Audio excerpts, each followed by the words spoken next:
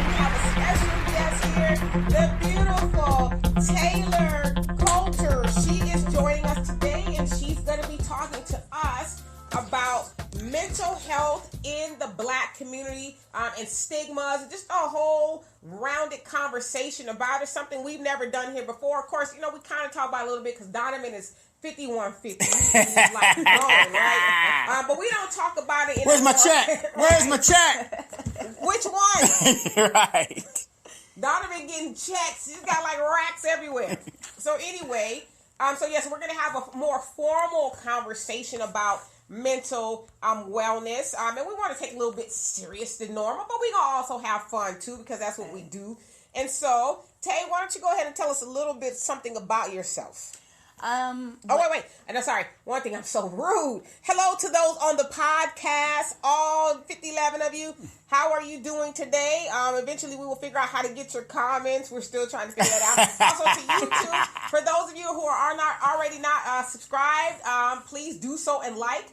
So we can continue bringing you more insightful commentary. All right, now let's get into Miss Tay. Yes, Donovan. Yes, just before we start, yes, you've got two cameras you got to deal with. This is the YouTube camera. Okay.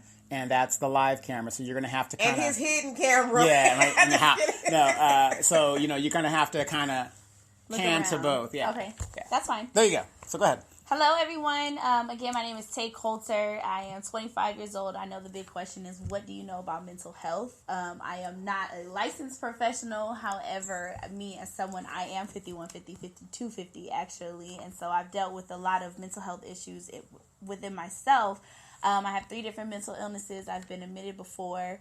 And I want to talk about pretty much like the warning signs that you can see in your own family members and things like that today. And also, I am in school for psychology, so there's a lot of stuff I'm currently being trained on. Okay, and then so also I forgot to say hello to you guys on Facebook. I will get to every last one of your comments. And so you gave us 2 terms. You said 5150 and 5250. Okay, so can you explain what those are? Okay, so 5150 is a 72-hour hold. That's something that's known, and I believe it's only a California thing. It's called 5150. It's the penal code. Right. And so a lot of people don't understand how important this is to be okay with being 5150 at times. So what happens is you voluntarily committed into a psychiatric facility for 72 hours. Now, if you are not deemed to be mentally healthy and safe for yourself and others within that 5150, within that 72 hours, you will be placed on a 5250, which is up to 14 days, a 14-day hold. Now, you can be released within those 14 days, but if by the end of those 14 days you are still deemed to be unsafe, then it will go to a judge, and the judge will have to determine if you are okay to go home or if you need to stay in the facility.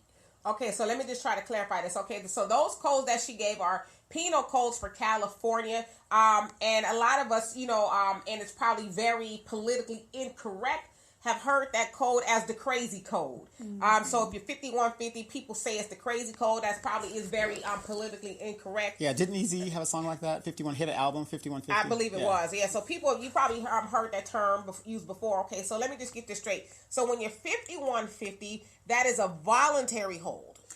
It could be voluntary or involuntary, regardless, but you still have to sign away and say, okay, I get it, I'm here.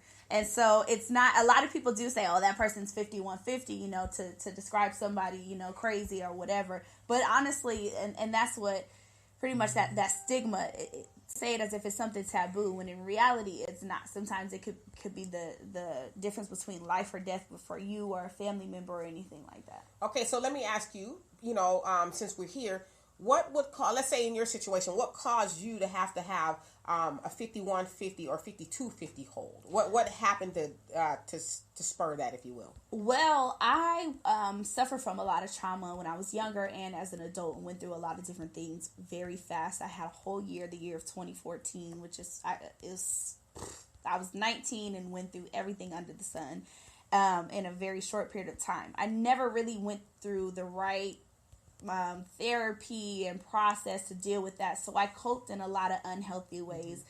So because I became celibate and I cut off sex. Now, sex was, I wasn't, hoeing.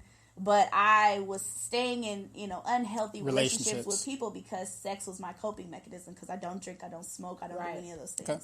And so once I became celibate and I cut that off, there was no feel good for me anymore. I started eating, but it wasn't enough. And so my body started to, or my brain started to react to all of those traumas that I was repressing for so long. So it got to a point where I just kept saying, I need a vacation. I need a break. I need to just de-stress. I need a bath. I need to go to a spa. I kept saying those things, but in reality, it was my mental that was breaking down. And those were the warning signs I was giving people. And so what happened was I made the decision to end my life that day. Oh. And, so it's really big, and a lot of people have been there and they don't talk about it, but I found myself comfortable enough to talk about it because it's so important. Right. Did you have a question? No, I'm listening. Okay. I'm listening. And so I decided to end my life. I overdosed on pain medicine, and I had some. And you said this when you were 19? No, actually, I was 22. 22. Okay. Right. So, this was in 2017. It was October 2017, right before my 23rd birthday. So I turned 23 in the hospital, actually. And I took what I felt like I needed to take, and it took hours for my family to find me. I finally broke down because my father was crying to me on the phone, begging me to let him know where I was. And I finally I broke down and told him where I was, and I allowed for him to come and save me. Okay. And amen. Yeah. I'm just saying, at least you had a father you can call. Yeah. Yeah. And it was, my whole family was looking for me for I think about 4 hours, and I was in it. I was passing out and waking up. So I had no recollection of how much time was passing and how long they were looking for me. And so once they found me, my father immediately drove me to Kaiser emergency room. And from there, I was committed. I was in the hospital from Thursday until Saturday. And Saturday, I went to the psychiatric hospital. Oh, wow. Okay, so how are you now? Oh, my God. I just told my mom the other day, I said, this is the happiest I feel like I've been in, I don't know, possibly my whole life. And so throughout that time, from the time that you tried to take your life, which was about 3 years ago, what have you done to get to the place you're at now? Therapy. Therapy. I've been in therapy extensively for 2 years now. I was in a life group through my church with a group of girls going through things. I was on medication for a couple of months. I was on medication from October to about when I got pregnant, which was like May-ish. Mm-hmm. And so just those couple of months, I gained a lot of weight on the medication, but it helped so much. So I did all of those things. I learned how to communicate with my family about what was going on. Because I went through that incident, my family was able to take mental health more seriously because they almost lost a family member because of it. And so now people started, how are you doing? Right. Checking in. How are you feeling? How are you dealing with the things that you're going through? Are you okay? I started to get more concerned for my mental health and what I was going through at the time that I was getting before, other than, oh, you'll be all right. It's life. We all go through it. Takes a Robitussin. Yeah. Mm-hmm. Right. Here's everything. Right. Exactly. I've been through worse. I've been through right. But let me ask you this. Yeah. What do you think about when people say, oh, pray about it, or I'm going to pray for you? Right. So that's one of the things I wanted to talk about today. And I feel like there's 3 major reasons why in the Black community, people stray away from mental health. Okay. So that, to me, is the number one reason is we use God as a Band-Aid for everything. And that's in the Black church specifically. And so there's 2 different things I want to say about that. One is that it took for me to go to a non-Black church in order for them to say, hey, maybe you need therapy. Right. It's okay to be on medication, No, girl, we're just going to sit and pray with you. You don't need nothing else. Right. By the way, I need another donation for the church foundation. Exactly. And so because it took for a pastor looked at me and said, it's okay to go to therapy. Yeah. That allowed for me to accept that, because I thought, because we get this guilt as Christians, I'm a Christian, or we get this guilt as anything that your religion is, because you're supposed to have faith, you're supposed to, God is supposed to be Jesus. Let Jesus be your therapist, right. And all of these things, and you're supposed to be steadfast and all of that. So because we get stuck in that, now we feel like if we can't get rid of our depression, we're a bad, follower. Or you don't have faith. You don't have enough faith. Yeah. Right. So now there's something wrong with you, and I think that's my second thing, is that leads to people leaving the church now. So they don't deal with issues, they don't go to therapy, and now they've left the church, so they completely given up on any of the vessels that can help them. So I think it was Peter who didn't get in the boat, right? Correct. And God continued to send him vessels. Now, I'm going to come out of the Bible because a lot of people stopped listening at that. But So I'm going to say it like this.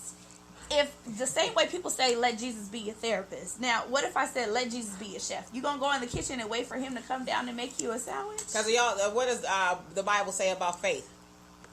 It's null and void without action. Faith without works is dead. Yeah. Right. Yeah. And so now what God is going to do is send your mama in there and say, baby, you hungry? You want me to cook you something? No, Mom, I'm good. Jesus is going to be my chef. Right. Your brother come in here, hey, I got some pizza. You want some? Oh, no. So we deny all these avenues that God puts in our life. Well, your mom or your mother, brother, sister, whoever may be struggling with their own things. So when it comes to your mental health, there's people out there who are trained to help you. Right. Because you have family members and people around you to support you who they may not be able to take on all of that because they got their whole load to deal with. So they may be like, oh, you'll get over it, because they don't want to deal with Absolutely. it. And now you've repressed so much within yourself because you didn't go to the right person, which would be somebody who's trained to deal with those things. So let me ask you this question real quick. So you said that, the pastor had said, hey, you need therapy, right? Mm-hmm. If a regular person came to you, let's say a regular person in our community, a black community, said, hey, you need therapy,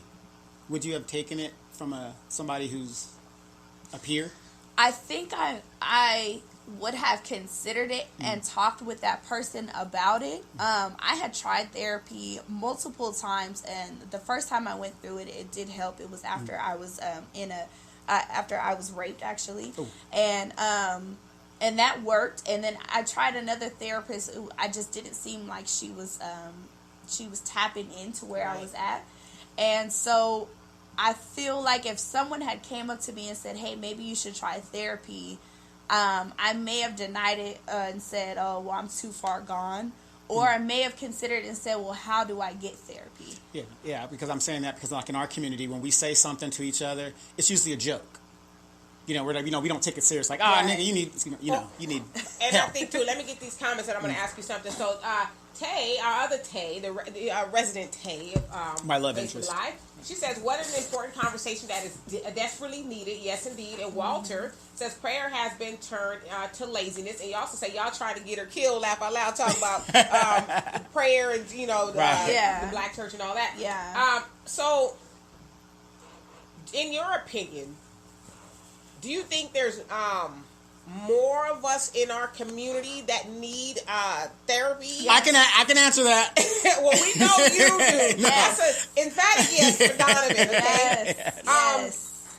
And because I guess I'm asking because a lot of times when we think of therapy, we think of somebody who's just like cuckoo, gone. Right. talking to themselves and all of that kind of stuff. But we don't think about the everyday person. Mm-hmm. Like somebody might have looked at you and said, well, there's nothing wrong with her. Comes from a good family, but So that's what I'm saying. So a lot of times we think that person is obvious, like they obviously need to go sit on somebody's couch, right? But so, in your opinion, would you say? I mean, I obviously know the answer, but what would you say? What I say is that for one, everybody needs therapy. Everybody because nobody needs therapy. is perfect, and whether you're going every week or whether you're going every 3 months, it's good to have a check-in. The same way, it's good for women. We go to the OB, every now and then. Some of y'all. Well, we should. Everybody should. You should go and get your check-in. You should go every now and then to the dentist to get a cleaning. Well, you need to do the same thing for your mental health. Everybody. And so what I will say is that people don't understand that there are levels to depression. There's levels to anxiety. There's levels to mental illness. And so what we see on TV is, the highest level. We see schizophrenia. We see all of those things. Yeah. I was scared to go to the psychiatric hospital because I was thinking of The Changeling with Angelina Jolie. Right, they do the right. lobotomy on you and all that. So when you have, when you have those images in Hollywood of that, you're scared of that. And for you, it's like, I'm not there yet. I don't need that, now. But yet you have people who, they got to smoke weed every day. They have to take a shot just to go to work every morning. Or, they're quitting jobs because they can't stay in control.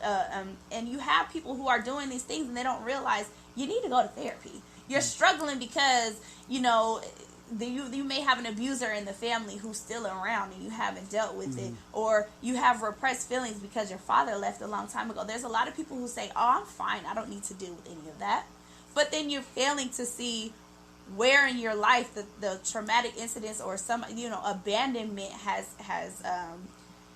what's the word I want to say, like it's called stopped you from moving forward Yes. and being at peace with yourself and being better. So a lot of people don't realize that their peace is disturbed and they have very unhealthy coping mechanisms to work on that peace. And so therapy will allow you to not need so many things to supplement every day and allow you to have more so balance many in your life. Band-Aids.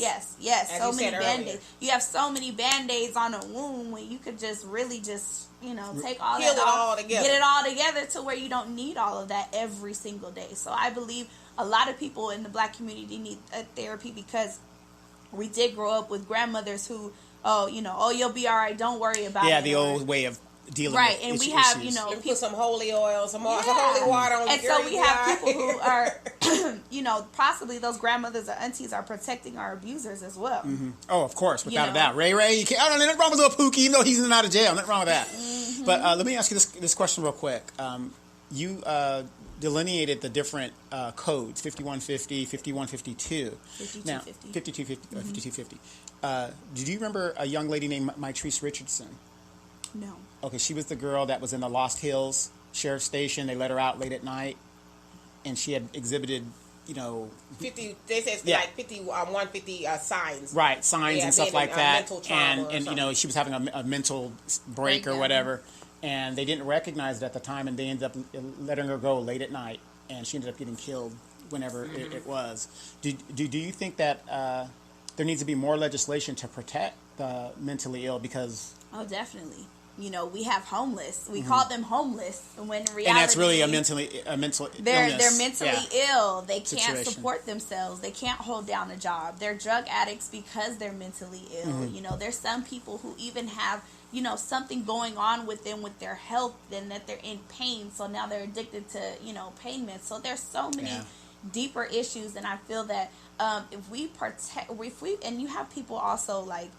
People don't realize how many kids go into the system and age out of the system, and they don't have anything now. I think I was watching the movie Instant Family, and they said about 50% of them end up on the streets. Like, at the end of the day, 24 hours they get to a yeah, certain it all age. comes down to money. It all comes down to money.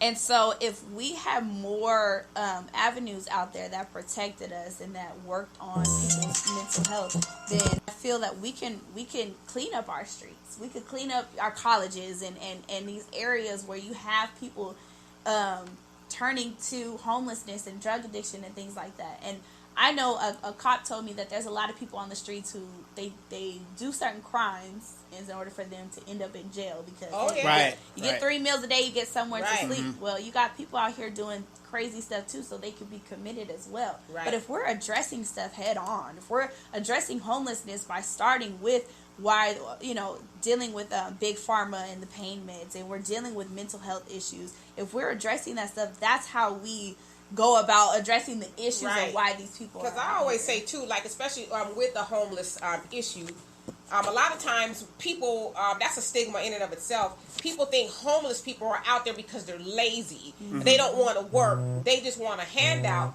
Well, I know of people. In fact, I knew of somebody not too long ago who was out there and had plenty of places to go. I told you not to tell nobody.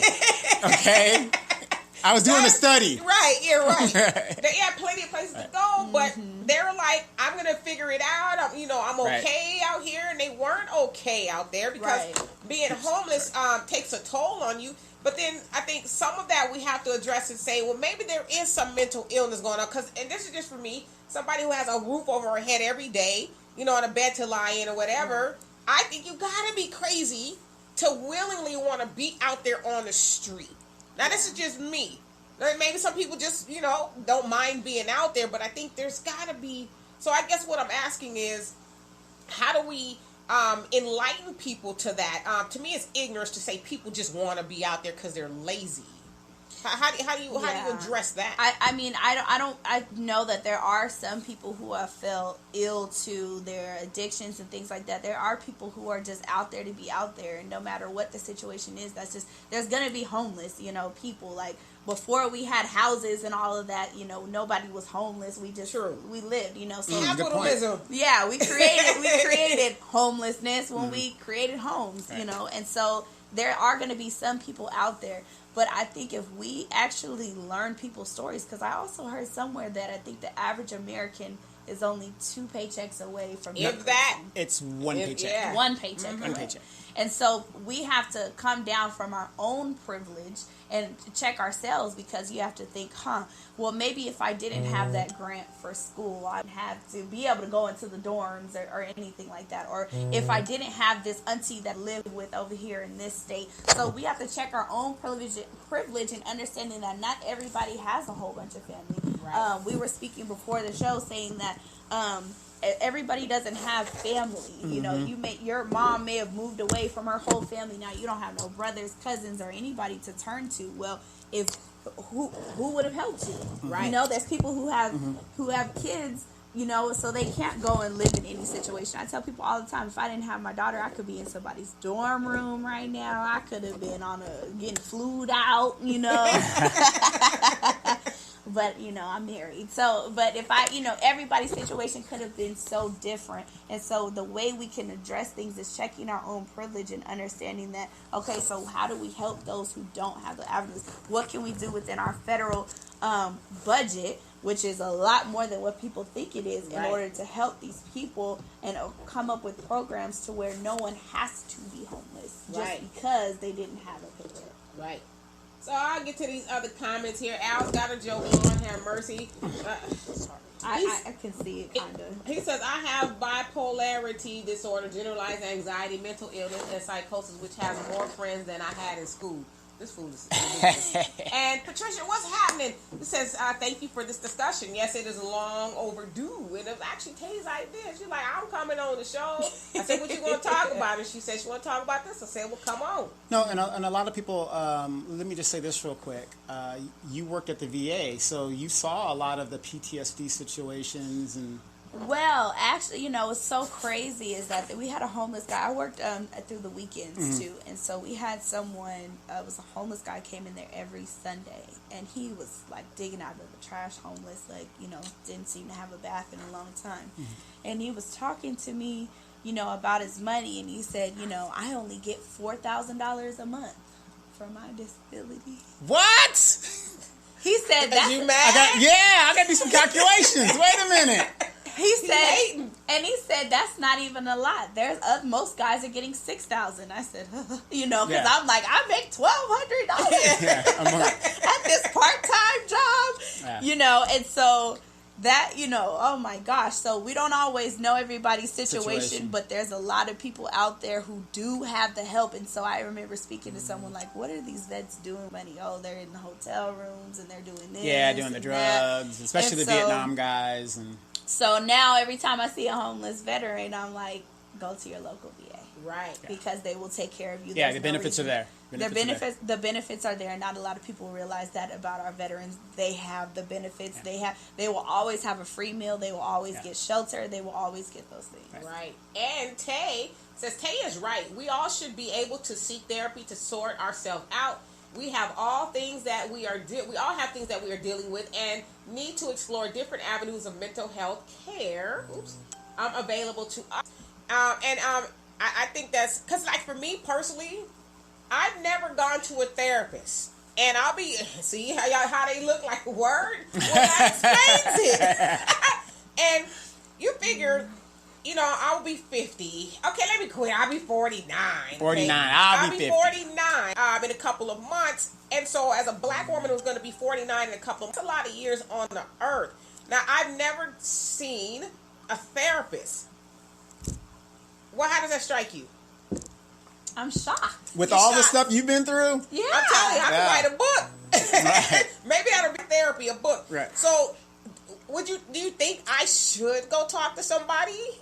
Because it's funny, because I was having this conversation with somebody earlier, and I said, trauma is triggered. So what I mean by that is, a lot of times we go through things in our life, and a lot of things are very traumatic. And we put it behind us. Oh, I'm gonna let it go. I'm a new me, new year, new me. All this other stuff. And then something happens, and then all that trauma rushes right back in. Right. If it happened, that day. Now, it might not have been. Let's say, for example, an old relationship. Because I'm very open and honest with you guys about a lot of stuff I've gone through in a relationship. I've been cheated on by every man I've ever been with. Okay, and a lot of those things were traumatic, and so. Let's say like you are in a new relationship and something happens and all that trauma comes rushing back in. And so you try to justify to yourself, oh, I'm okay. I ain't tripping, this, that, the other. Is that why you go kind of crazy when you see a truck pass by? I hate you because my last husband was a truck driver. I started going in the truck. Oh my God. But so the point that I'm making is trauma is triggered, and so a lot of times, as I said, you think that you're okay. I've dealt with that. I don't have no baggage, but in essence, you do. Mm-hmm. So how do you So should I go talk to somebody? I do think you should talk to someone. Yeah. Okay, would I be considered crazy? No. Y'all And see, know that's me the pretty thing. well. Do y'all think I'm crazy? No. And that's the thing You're is just a that black woman. you don't have. No, you know what I mean? That the stress that we go through being a black person. I mean, that's... And that is trauma in and of itself. Yeah, I mean, geez. Go ahead, Tay. You don't have to be crazy to be at peace. Right. To get peace. I like that. Peace. Peace. Like you're sick. So I need to go talk.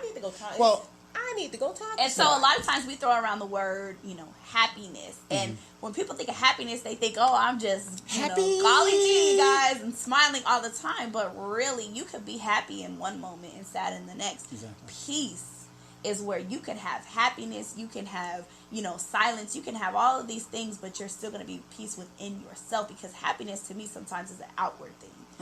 And so peace is more so within. Yes. And I think that if you were to go to therapy, I think you should go to therapy, because I know you are about to be married.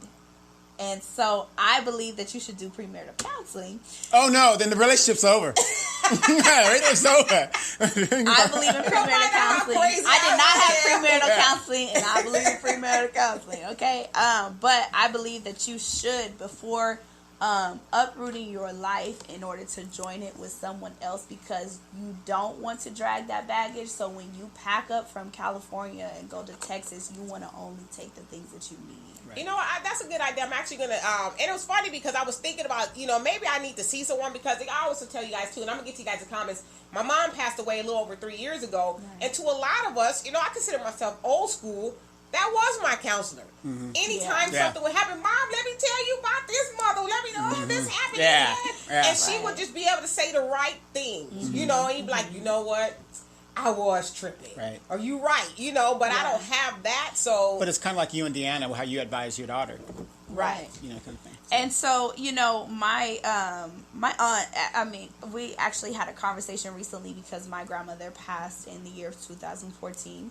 And my aunt said she hasn't really dealt with a lot of stuff. It was just so abrupt for her. It was just so, sudden, and she didn't really understand. She, kind of regretted things that she had said before. And she said that when she wanted to go speak to someone, she felt like she didn't want to tell someone her life in order for that person to judge her.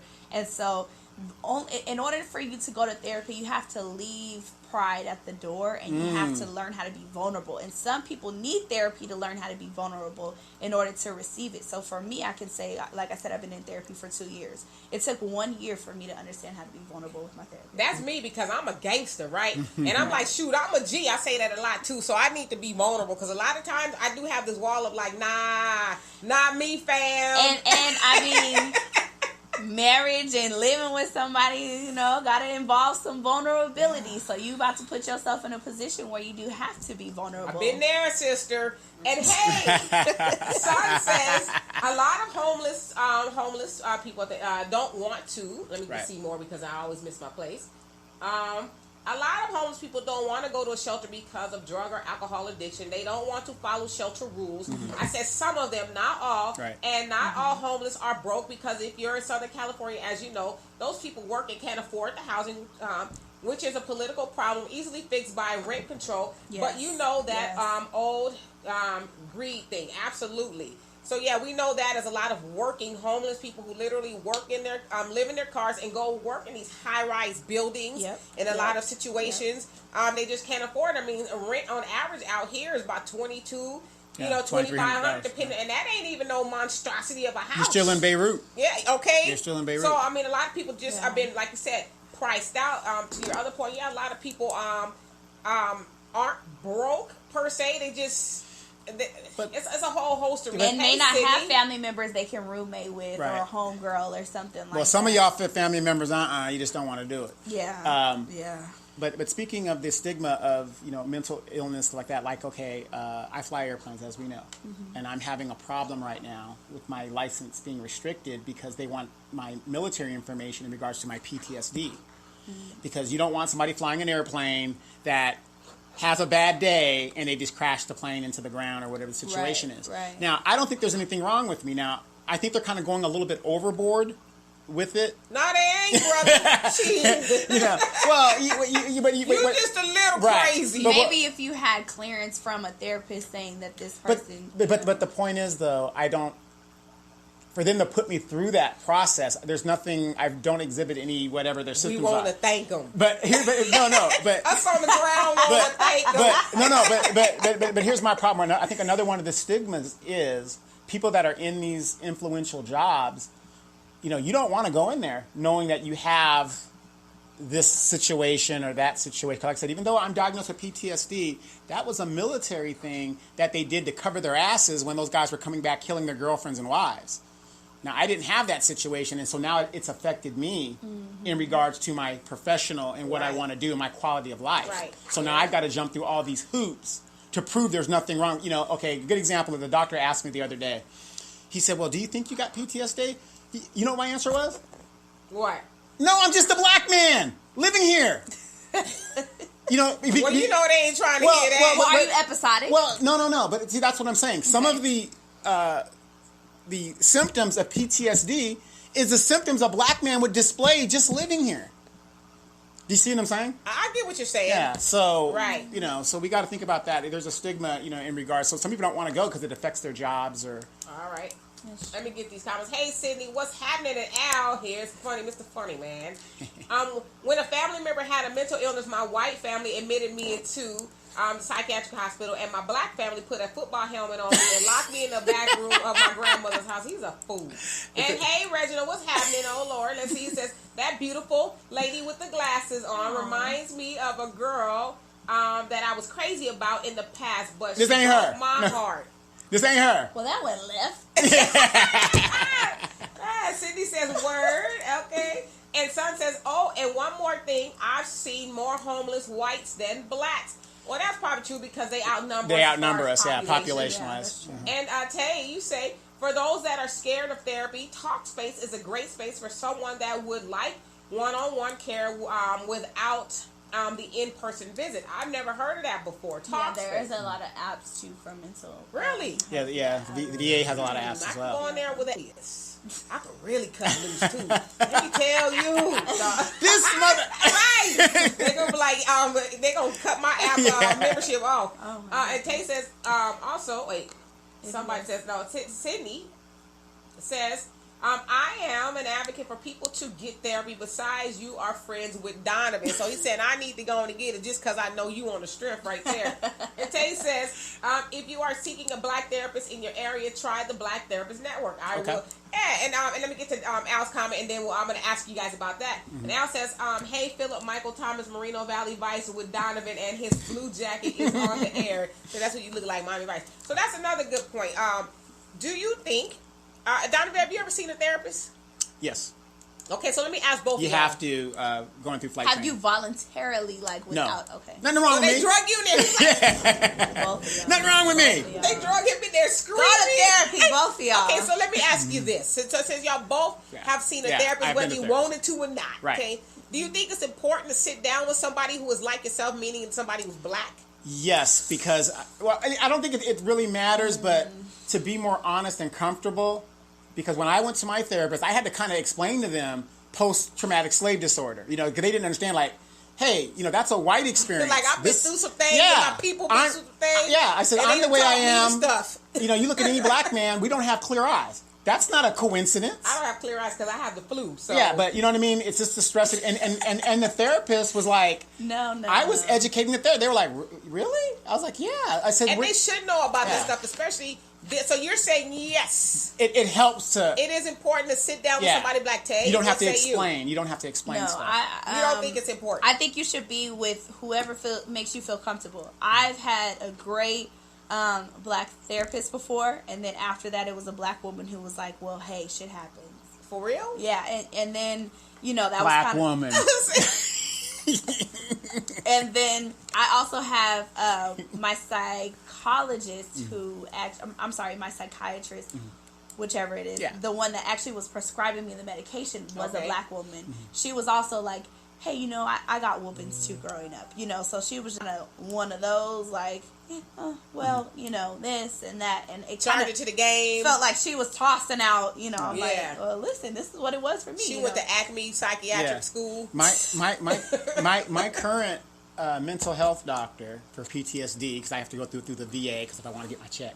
Listen, brother, No. ain't no shame in the No, game. no. Let me say this You too. ain't got to do all that. My current therapist is not. She's a woman, but she is not black. Right. And I don't feel like there's anything that I have to explain to her Right. about being black, because I had to figure out how to separate being black and being a woman from being me and my problems with me. Right. So. Right. Well, I sat down with my therapist. She went through all my records, right? She comes in there and she goes, "What are you doing here?" She goes, "Why are you here?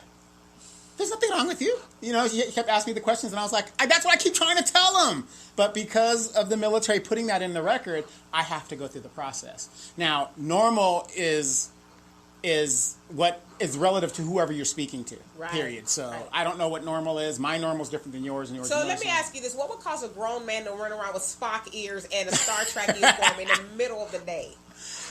Because we need a superhero out there. Okay, That's why. so that don't have nothing to do with you being crazy. No, nothing That's at just all. what you like to do. Yes, that's what I like to do. And Spider-Man since I suit. saw a therapist, I recommend it.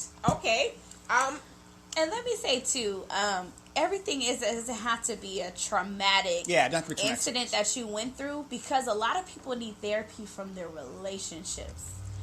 Because Ooh, Jesus, Ooh. he gone. Woosah. Look, I put one in the crazy house. I put one. look, so I can sit here and talk about so many different situations that I know of, and I could say someone very close to me had to go off of work in order to go through therapy from their relationship. There are people out there who will use and abuse you because they have stuff they haven't dealt with. True. So when getting into a relationship with someone, you need to be able to be like, baby, I think you need to go to therapy. Because there's only so much that, and I could get into the black woman story about this. That's okay. Thank you. I can get Thank into you. How much time we have on that podcast? We got another 5 minutes. Okay, so let me ask you this, since we went there. I was already thinking that. Okay. So a lot of times black women get accused of being tough, mean, We're the opposite. just a whole host of complete opposite. negative No. stereotypes, I would say, attributed to us. Al and I are witnesses. No. Okay. Let me say this. Do you think that would, because I don't know how true that is. I know for myself, I have to put on a tough exterior because a lot of things that I have gone through, so I will admit that.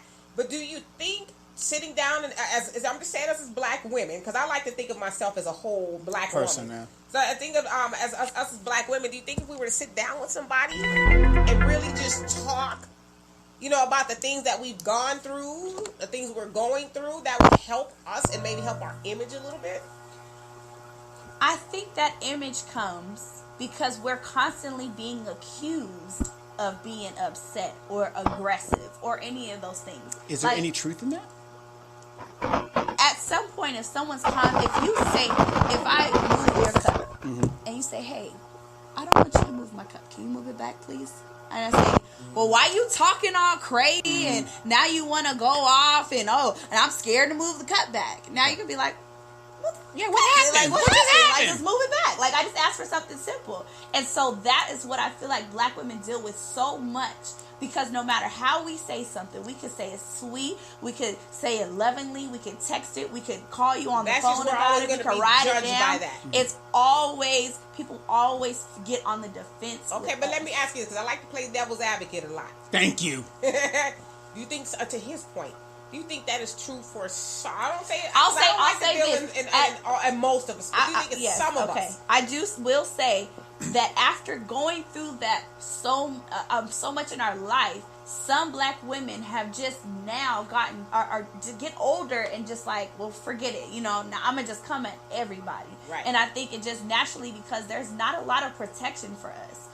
Even with our Black men, they cheat on us. They lie to us. They go off and get with, somebody else. You can't protect. Yeah, you can't protect people that don't want to be protected. But see, the thing is, we want that. We had fathers that may have left us and things like that. So we do want that, but there's not a lot of protection for us. And we're the last on the totem pole when it comes to people being considerate. Right. So you get frustrated and you get to the point where it's like, if I got to do it by myself. So while we're packing on kids and relationships and everybody baggage and all these things and jobs and we got to hold it. So then somebody come up and ask us a question. It's like, you see what I got going on? Well, let me keep, going forward. And so I think just eventually we do build up a resentment and a bitterness towards people who forgot about us, people who weren't our therapists, people who didn't allow us to lean on them, people who weren't supportive of us, of our dreams, and we wanted to go to school, we wanted to do these things. But what happens when you meet a guy that is opposite of that was doing all that stuff? Hold that thought. I'm going to get these questions. And Patricia says, Donovan, I like what you said about normal, being normal. Yeah. And Kay says, I went to therapy before and after I retired from the military to help with the struggles that I see others have gone through. Yeah. And DeLeon, what's happening? He says, this is always a hard sell because Black folks self-medicate, which is very true. Yes. Oh my goodness. And Al, I'm always scared to read his stuff. He says, Nurse Demetra, Dr. Donovan is a patient online who says he's invisible. Dr. Donovan, tell him I can't see him right now. So it's like some patient humor, hardy hard. She said, skip Al's comments. Oh my gosh. Al. He says, how many narcissists does it take to change a light bulb? Just one. All have to do with holding a place while the world revolves around them. Mm-hmm. Anyway, go ahead and ask your question. Yeah, so what happens when you meet a guy that is opposite of everything that you're saying? Because I was in a situation where, I'm a nice guy, whatever, and I met this woman, and these thoughts, she would come over here, I was just on pins and needles. He was triggered. Every time I would see him, he was like, "Oh my gosh, she did this, and I think it's because was like static. Yeah, and I think it's because she brought a lot of that stuff in her past, how she was treated, into the new relationship, and it was like, I'm not that guy. And that goes for anybody though. That's not a Black woman thing. That's not a Black man thing. Mm-hmm. That's anybody who's gone through something. So, like I said, before you get into a relationship with somebody, you need to know how they deal with their past traumas. Have they been to therapy? Oh, you're telling me that your ex-boyfriend abused you. Okay, well, have you gotten help for it? And stay tuned, you guys, on the podcast. We're going to come back with the other half of this conversation because it is you ain't going nowhere. Important that we continue for the next half. So stay tuned. But that's a good question. So, I'm a man. You're an attractive woman. Hey, by the way, have you had therapy? That ain't going to get me the digits. Okay, that's a good question right there. But that's when you're really getting to know somebody. Mm-hmm. When you're getting to know somebody, because the same way you want to check and see, do you have STDs? Are you healthy? Are you this? I don't ask that till after they... I can't stand part of it. There's a lot of important questions yes, out there. So that is something that's important too, because for me, that's something I'll talk about on the first date. So let's say this. So you're saying that you think the therapy question should be one of those getting to know you things. So let's say they say, "No, I've never seen a therapist." How would that make you see them from that point? At that point, I would, say, well, are you ever interested in that? Do you ever see that? Or or do you believe in it? Now, to me, you know, if I were to ever be with somebody else, you know, than that man, I feel like if there's someone that's like, oh, it's witchcraft, and you know that's that taboo stuff, I couldn't be involved with you, especially because that's the field that Have you I'm had going somebody into. tell you that was witchcraft? Yes, actually, you know, I'm glad you asked that, because there was someone who I was, I'm